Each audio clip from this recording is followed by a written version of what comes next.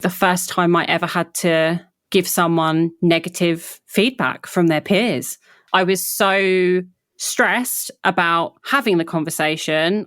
I basically had gone away and written down everything that I wanted to say as like a script. And then when I had that conversation, I read it word for word as a script.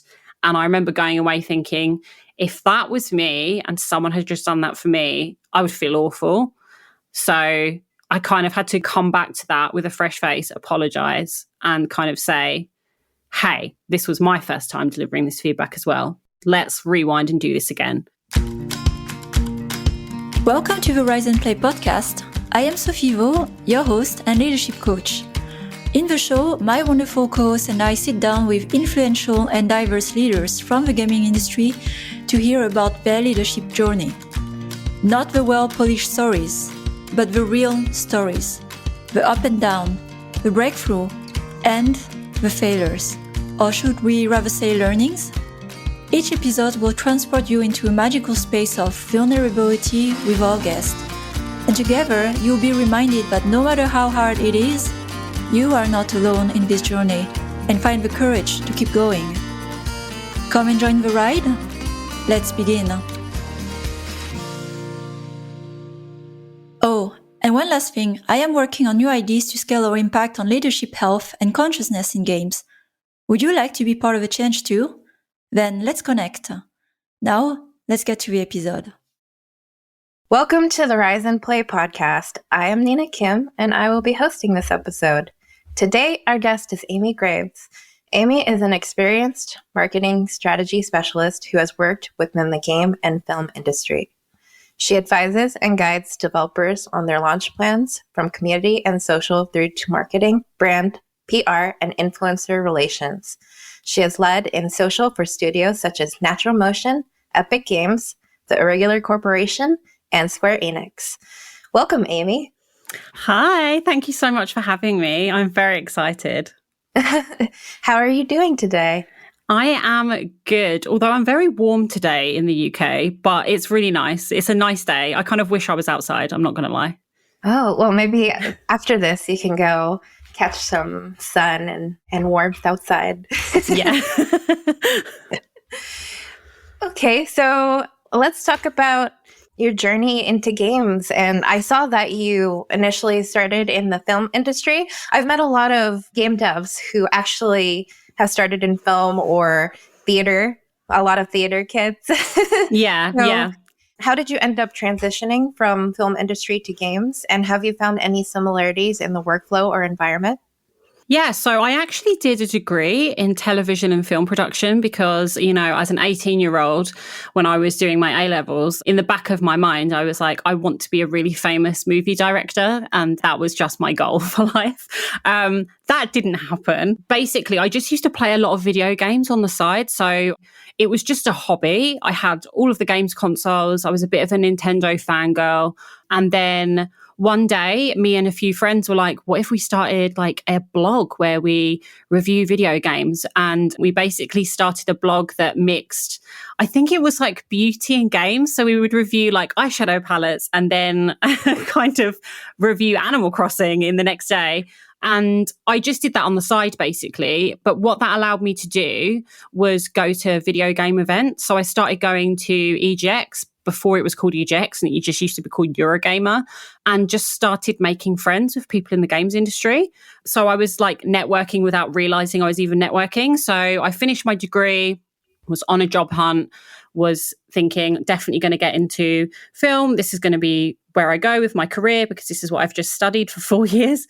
And then someone from the games industry messaged me and told me about a junior role in an indie studio.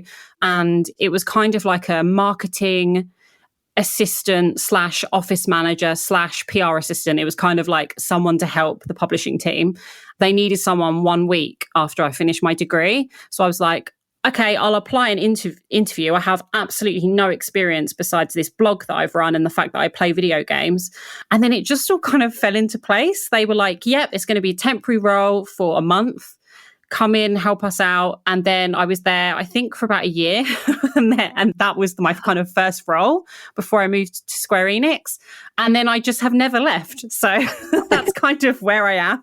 That's so fun. I mean, that sounds like my type of blog. I would totally read that. I wonder if I can dig up some articles. But at the time, I thought it was really cool. And me and two friends, we just run it on the side as like a little bit of fun. While I was doing my degree, I basically did a sandwich course. So I did a year working at Universal. After I finished that year, they actually kept me on to work for Universal part-time whilst I was doing my degree. And my plan was always to just go back, work in film, work for one of the Universal studios because I loved it. And I still speak to some of the people that I met in the film industry who are all still in the film industry, but I think I'm the only one that transitioned out into games basically straight away before I'd even got started. Wow. There's got to be some similarities between the industries. I mean, there's some games that are more touching upon what films do and that sort of thing. So do you find that there's any similarities, or do you see any differences that are very glaring?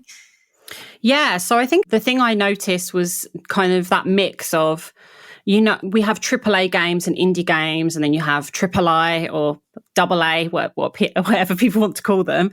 And then you kind of have that same within the film industry. So you have that indie space, and that tends to be where the art house films get made, and the more kind of creative get like films that come from the just people's crazy imaginations. And I guess that's kind of what happens within games. Like in that indie space, there's definitely an area that's just crazy creative, and maybe video games you would never expect to be released, the same with like art house films.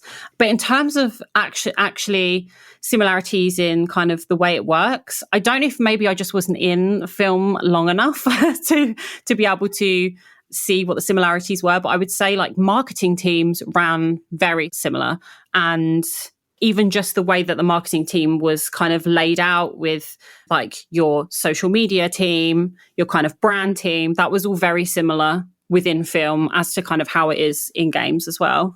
Yeah, that's also interesting. I hear like a lot of similarities between just developers in general. I'm going on a tangent again. But a lot of people talk about how they get into the industry, and it's always some like unplanned route. Yeah. I mean, I've definitely met some people who have planned it, but there's also a lot of like people who they're like, I thought I was going to be a doctor, but I actually ended up going into games.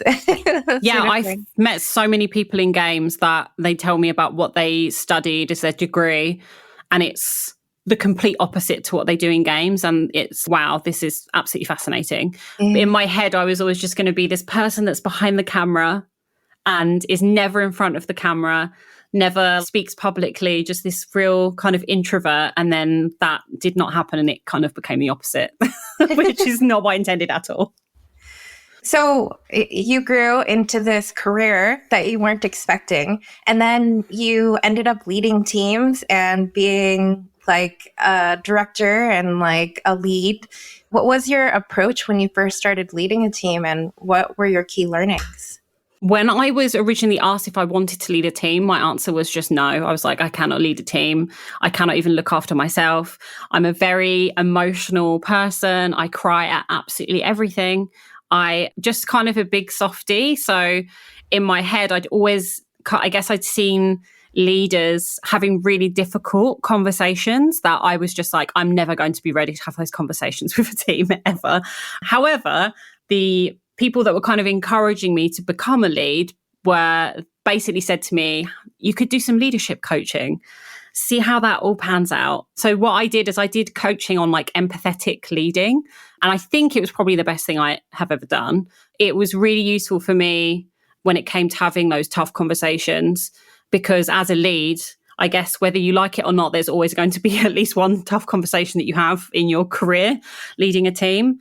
And that just really opened my eyes to a different and I guess a much nicer approach to being a lead and the way that I wanted to be led. And some of the best leaders I've had when I was growing in the industry were just really nice people who cared. And that's exactly what I wanted to be.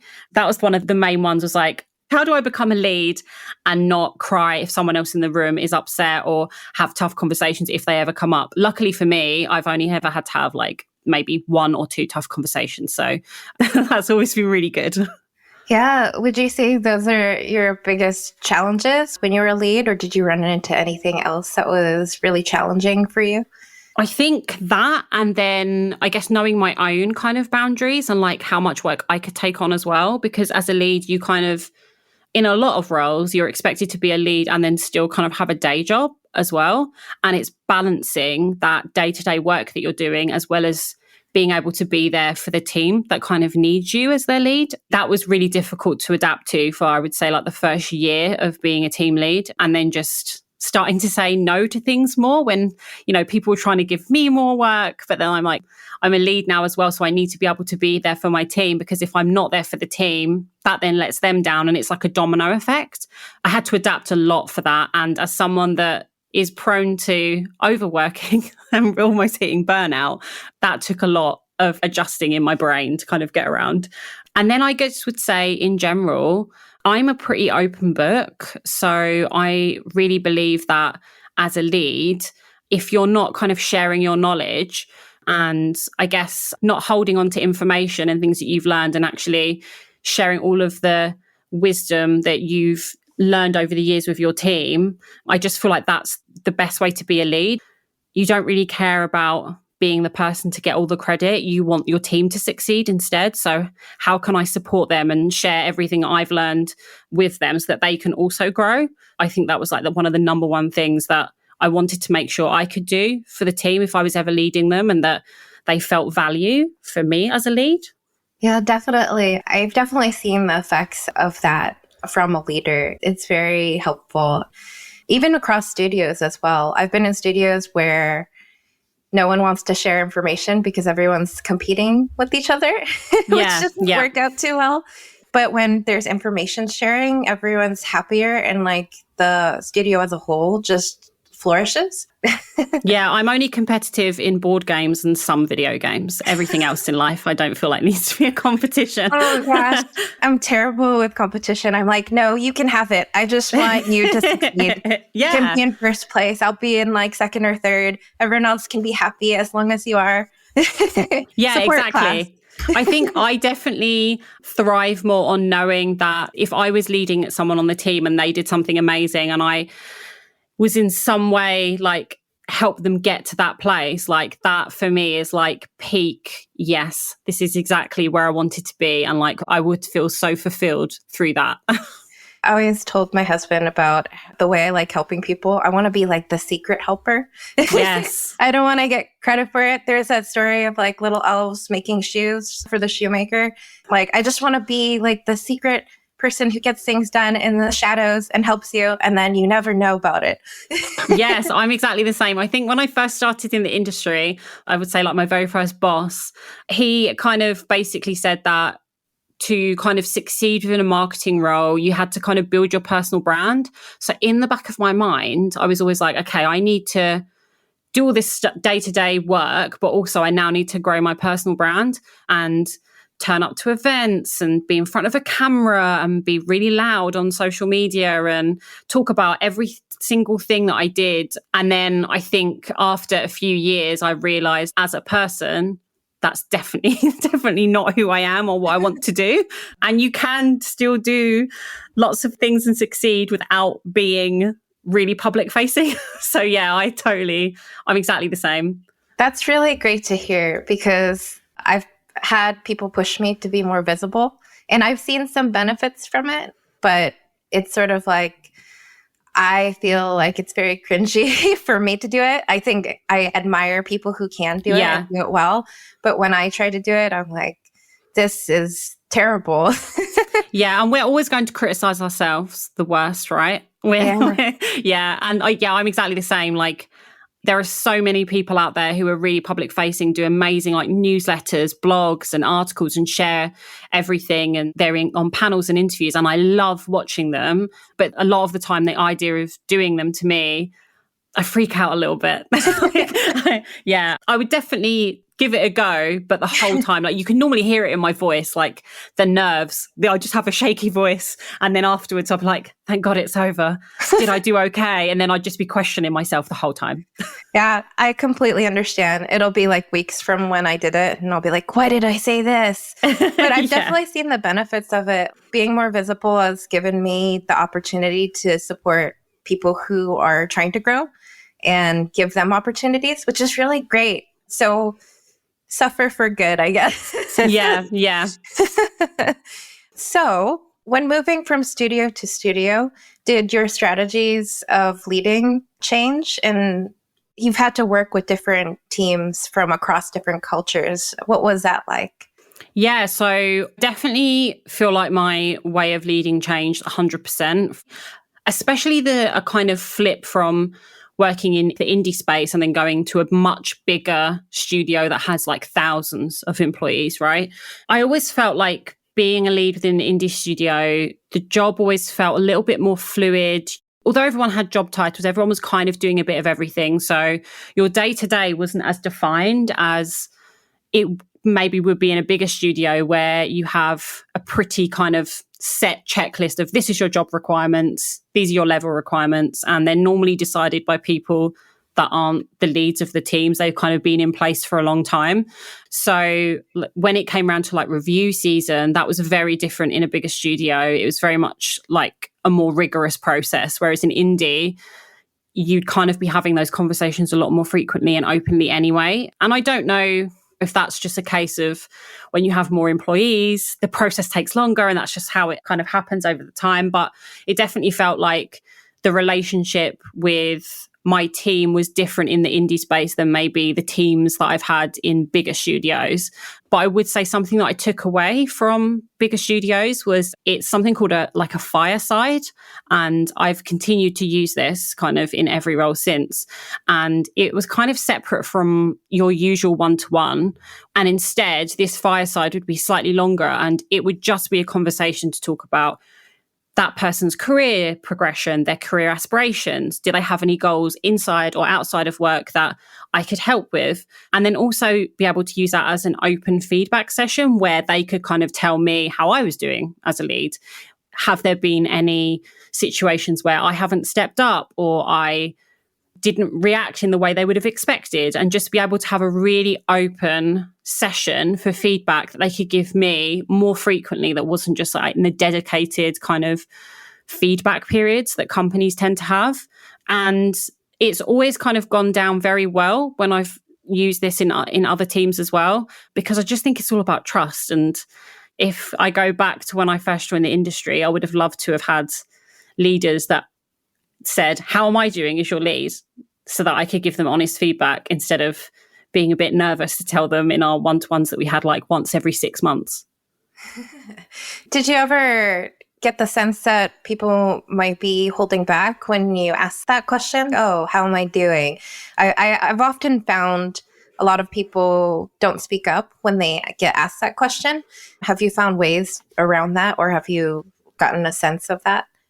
Yeah, absolutely. I think there's all different personality types as well. There'll be other types of people that would love to give feedback, but they would love to do it anonymously. Like, totally understand. I think I'm the same, but as I've kind of grown within the industry, I think I've just realized that sometimes you have to speak up. However, it's also about the person that's asking for the feedback as well. So I always just like to make sure that they're reassured that I take feedback well. I want to say I take it well, and that I'm really open to constructive feedback to be better and get better.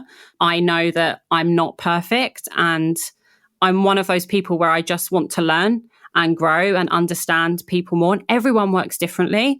And this probably stems into what you said about having teams in different cultures. It's spending time kind of understanding the people and how they like to work, and being able to make sure that I've kind of created a safe environment for them to give me that feedback where I can take it and go, okay, this is really great. I'm going to take this away and do better, or I'm going to take this away and apply what you've said, and this situation won't happen again.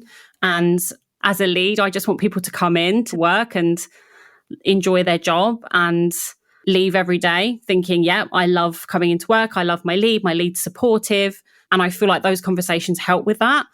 But obviously, if there's a member of staff that isn't comfortable speaking, it's about building trust over time. So I would hope that over time we would get to a point where we could have an open discussion. And if not, that's when we would sit down and have a chat. I would ask them how they would prefer to work, and then maybe we could adapt that style to suit them.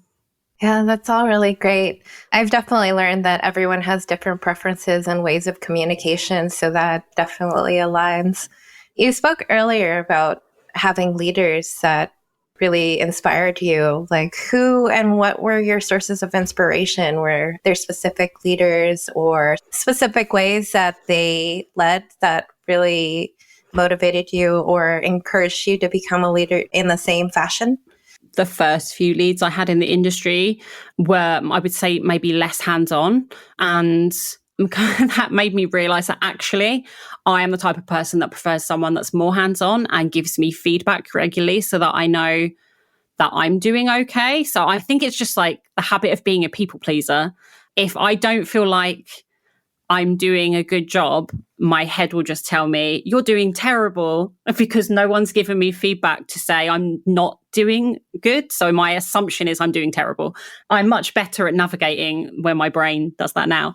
But one of the leaders in the industry I met was a lady called Caroline Miller, and she was the owner of Indigo Pearl, and they are a PR agency. They do a lot of stuff with Indie Dev, Devolver Digital, and she was one of the first industry ladies that I'd met in that position that just openly gave me advice and guidance on basically how to succeed and navigate the industry. And that was so valuable to me because at the time, I think I was in kind of a position where there wasn't many female leaders in the industry. And if there were, I hadn't heard of them or didn't see much of them. And she was just so kind of out there and on social media at all of these events. I just admired her so much. And she kind of introduced me to people in the industry as well and kind of helped me just navigate the space. And then someone that's been really impactful for me and just how I come across as a lead was my lead at the Irregular Corporation, Katia Hanna. She was just so wise and so empathetic as a person and as a leader. And I don't think I'd ever seen that before. And she just generally really deeply cared about the team and the people before the kind of project management. She would always ask us how we were first and built this relationship with us where we felt like we could really open up and talk to her and be really open and honest for us. She would vouch for us as the team. She would go out of her way to make sure we were okay. If we needed time, she would give us the time. And I'd never witnessed that in the industry before. And she was one of the people that kind of said that I could be a lead in the same way, and one of the people that pushed me to do that. And I am very grateful for that now. And then since then, I've been exposed to other leads that kind of work in similar ways. So Manna Drake is someone, and Karina Abbott, who's the CEO of Neon Hive. All of these kind of very strong women, but who are also they just care. They just deeply care about people, and they care about the industry, and they care about the games. They care about the developers, the teams. All of that's really inspiring to me because that's how I would love to be perceived. So if I can be perceived in a way that any of those women are, even just an ounce, that's really fulfilling to me. Well, it already sounds like you value that and you really care about whoever you're leading. So I'm sure they all feel about you that way. But hopefully. It's really nice to hear that you've had these experiences with these leaders because there's a lot of toxic relationships within the industry and it can get discouraging at times, but it's really nice to see, especially women leaders that are holding people up and helping grow new leaders, which is great. It's very inspiring. So I love hearing that. Is there anything you do differently now compared to when you first started leading, or just in your career in general, things that you wish you had done earlier or that you're just happy to know about now? Yeah, so I would say there are things that I've definitely changed over time, and I'm always learning myself. No one's perfect. So just trying to kind of I guess, apply those things I've learned from other leaders over the years and see if they stick with the new teams and new companies. I think a big one for me was I can talk a lot. And once I realized that I had ADHD, I became a bit more self-aware of the fact that sometimes I would interrupt a conversation. Sometimes I would speak for too long, or some people didn't feel like they could get a word in. I kind of learned to navigate that. So something I apply to whenever I have a meeting, whether it's a one-to-one or a team meeting, is that I listen and I just try and focus on that conversation at hand. I make sure I let the team know that I hear them.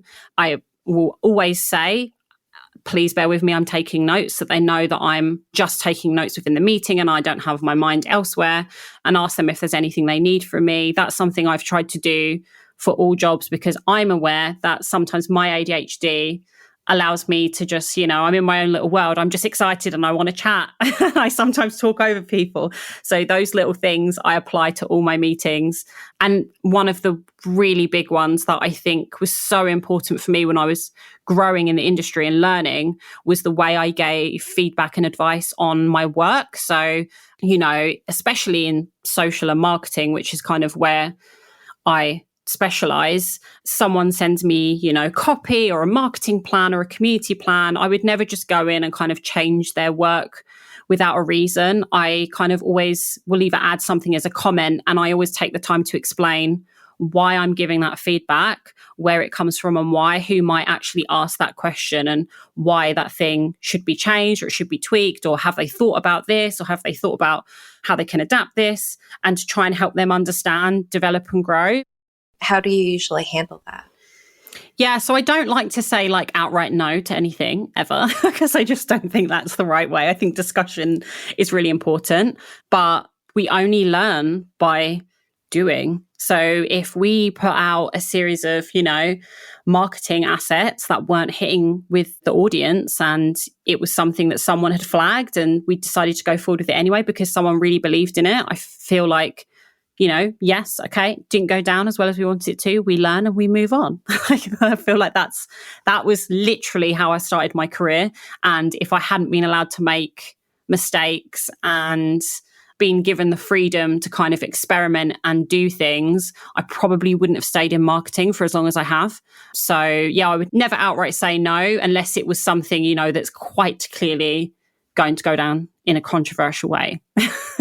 But also, I've been in the industry for a long time, and I'm not down with the kids as much anymore.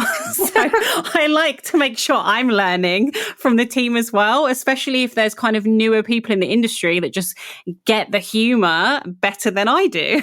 Because, I spend a lot of time just playing games that I've been playing for years and going back to those games as well. And I don't use social media day to day as much as I used to. And I probably absorb it in a very different way to someone that's 21 and in the industry. So more than happy for them to be as creative as possible.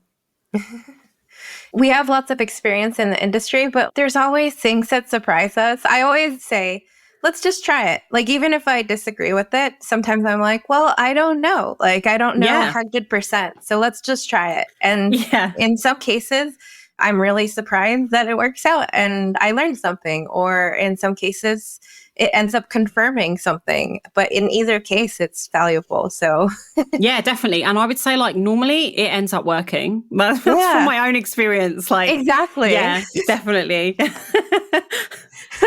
Yeah, I've definitely found that. And then I'm like, wow, how did that happen? But every game is different. So it's a different environment you're working in, and it's a different time and an age. So anything could work.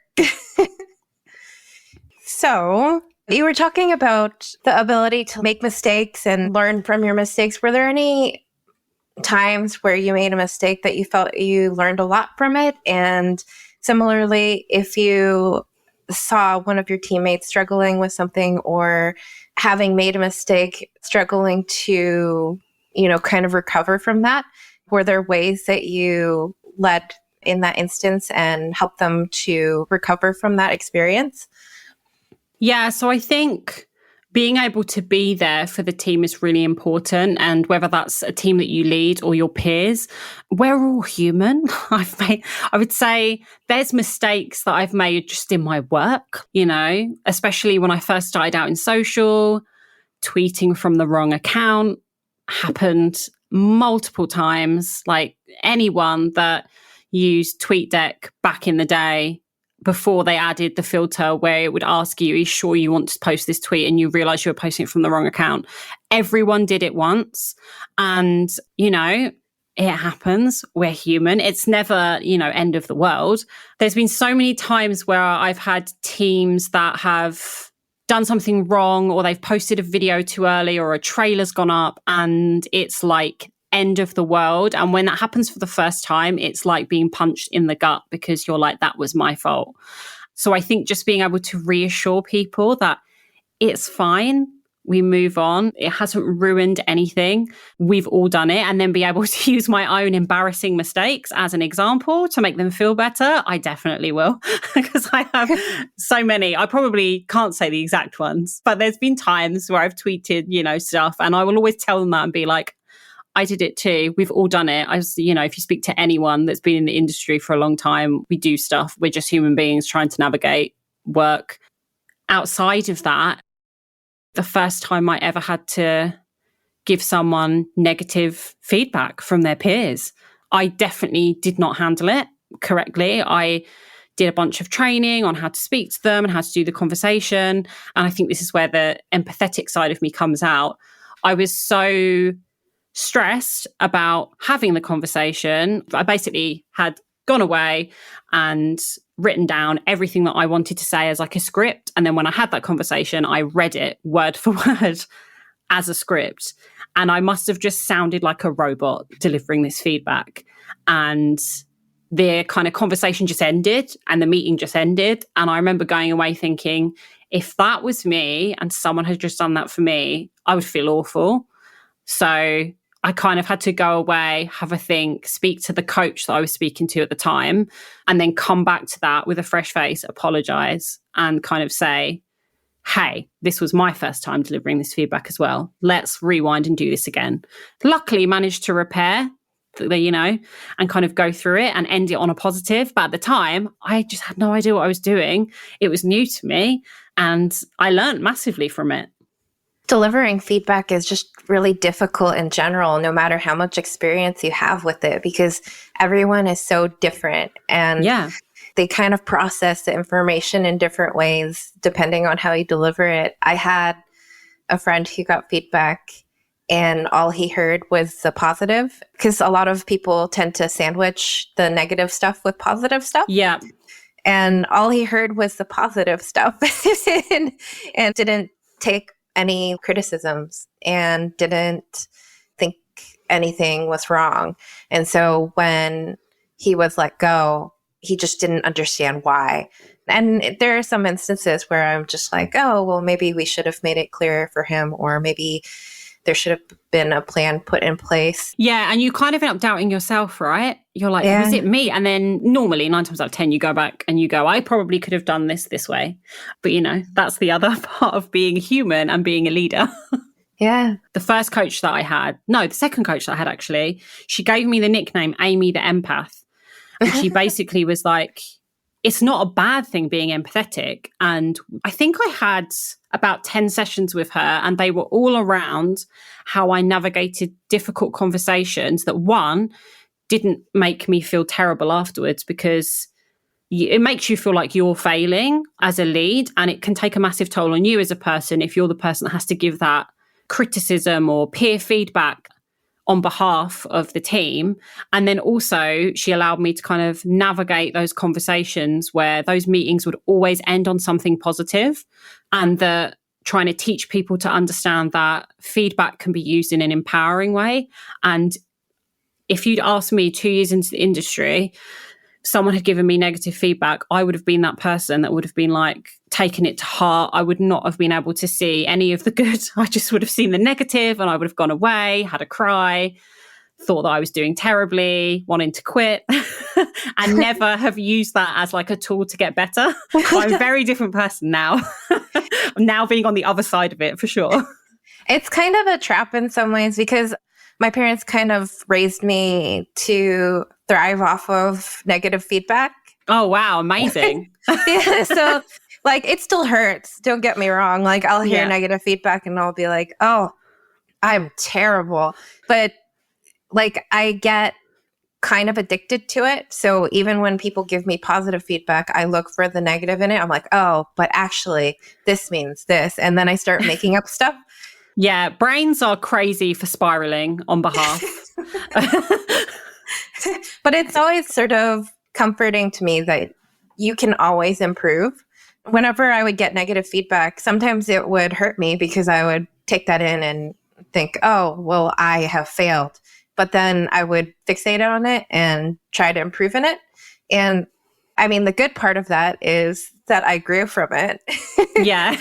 But it like also is like important to be kind to yourself as well. Yeah, I think that's the thing. And I feel like now with a lot of new people joining the industry as well, it's just like letting them know that as well. Because I just think back to who I was when I first joined the industry. And if I did get any kind of negative feedback or I messed up, like how much it would affect me. And I think I did the opposite. I would just dwell on the negative and probably struggle to see anything positive. Whereas now I just think, going through coaching and actually leading a team, I would never want someone to take the feedback from me away and feel the way that I felt back then. So I'm like, okay, I need to reassure them that they and give them examples of how they can use this in a way to get better and improve, and how I'm still improving as a person. Every single person in the world can improve. That doesn't always work because, some people deal with feedback in different ways and can't process it straight away in a way that is empowering to them. But it's just being able to make sure that it's never people saying that they're terrible. It's just, this is ways that you can get better. And I would expect them to, like I said about the open feedback, right? I would expect them to come to me and say the same thing. And I'd be like, okay, cool. Thank you so much. I really appreciate it. I'm going to go away and take this and see how I can get better. Yeah. I always had the instance where if I'm trying to give feedback, it's sort of situational as well. Sometimes it's not a case of like just getting better, but it's just, okay, this is what's happening in this situation. It isn't completely compatible with the team. Yes. So and then it kind of pads it. It's sort of like, it's not really you. It's just in life, you'll be in different situations. And these are some tools you can use to adapt to those situations. Yeah, adapting is a massive one. There's definitely a lot more people that could learn how to adapt their way of working, and like for specific people as well, right? Yeah. You could be working with one really extroverted person who wants to talk in person, or an introvert who only likes to communicate on email, and they would rather send you a really long email than have that conversation in person. And it's just like adapting to those individuals. And a lot of people still massively struggle with that, and are still very set in their ways of, I work this way, so you have to work to how I work. And that's just not reality in a lot of ways. Yeah. Definitely true. You just have to stretch yourself in different ways. Yeah, it's hard. Yeah, it really is. I mean, there are classes and that sort of thing, but the only way you'll get used to it is like exposing yourself to these different environments and then just trying to see it from different perspectives and challenge yourself. Yeah. In one of the many, many trainings that I've done over the years for like team bonding, but there was one that I did that was so good, and it was basically someone that was explaining like everyone is basically like an elastic band, and you could be an introvert who has to spend a day out of your comfort zone and basically stretching your elastic band all the way to the extrovert end, but then you would need like days to recover from that. So like you have put yourself out of your comfort zone. Whereas if you're in the middle, you're kind of like an introverted extrovert or an extroverted introvert. You just kind of go like partially one way or the other. And it's the same with an extrovert adapting to an introverted way of working. And then they would need time to recover, but probably in a very different way to someone who's very introverted. And I remember like kind of understanding that. And then someone I was working with at the time was like such an introvert, and I'm kind of somewhere in the middle where I can be either.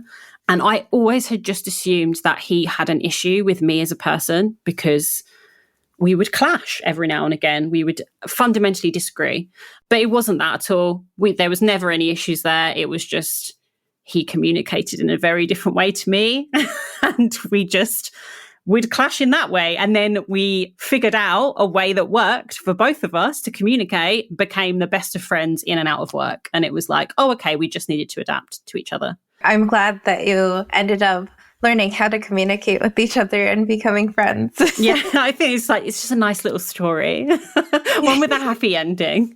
Like a little bow wrapped in a little bow. Yeah. Okay, so as you've grown as a leader and have continued in your path in the industry, what values have you found to be most important to you? And what do you hope to accomplish in the future? A really big thing for me that just fulfills me job-wise as a leader and just warms my heart. I'll say it. It brings me joy is seeing people that I've spent time either leading, whether it's for a short or long period of time, that I've mentored, kind of go on to do well or have a win, do something really great in their careers, and know that I was in some way part of their growth to get there is so rewarding. And like that for me, just that's kind of like what I need as a leader, to know that I was in some way part of that growth journey. And I probably wouldn't be a lead if that wasn't part of kind of leading a team and having those relationships, because sometimes I sit and think back to the people that have made the biggest impact on me in the industry when I was first starting out. And if I could have an impact on someone the way that those people had an impact on me, in some way having an impact on people, and for someone to come to me and be like, you had an impact on me the same way I go to people that have impacted me and say, I wouldn't be here if it wasn't for you. I think that would be the best feeling ever. One day.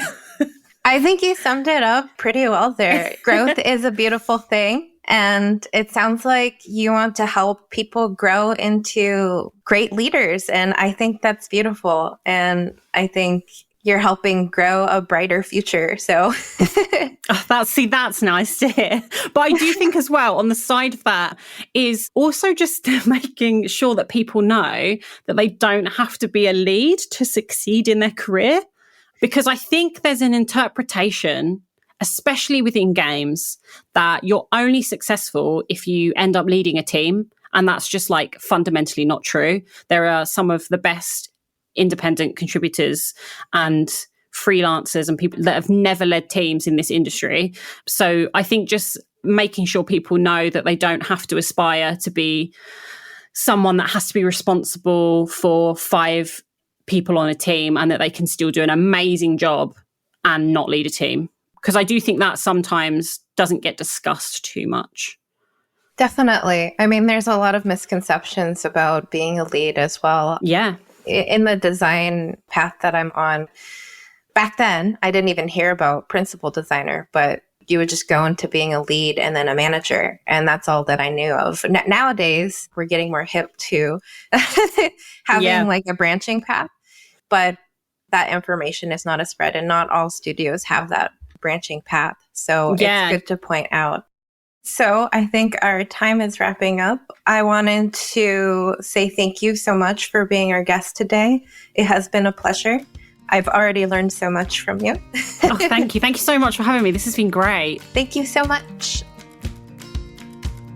Thanks for listening to this latest episode of the Rise and Play podcast. We keep growing our community of conscious leaders across the industry and beyond. If you want to join this movement, please share the podcast with other conscious leaders, because we have so much more we can learn from each other. And if you want to accelerate your growth, I offer creative leadership coaching and workshop, plus other free resources that you can find on riseandplay.io. I can't wait to connect with you. Have a great week, and remember to take care of yourself. Until the next time,